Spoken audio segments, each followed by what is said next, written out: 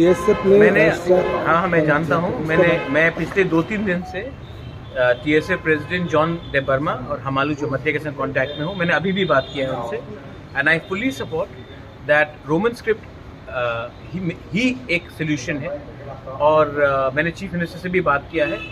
और देखिए TSF has every right to speak for the students.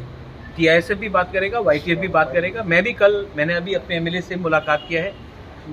हम लोग असेंबली में भी यह बात उठाएंगे और मैं खुद असेंबली में रहूँगा in the visitors gallery to see that मेरे MLAs अपनी तीपरासा के बारे में बात करें और ये इशू को सीरियसली उठाएं।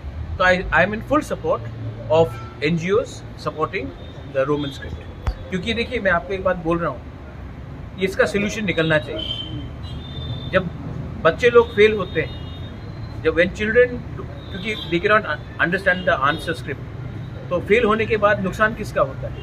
उनका करियर का होता है, उनका भविष्य का होता है। एक तरफ में हम उन्नति चाहते हैं और एक तरफ में बच्चे को हम लोग फेल करा रहे हैं। हाई कोर्ट में भी ट्रांसलेटर होता है, आप सेशन कोर्ट में भी ट्रांसलेटर होता है। और यहाँ में क्या हर्जा था अगर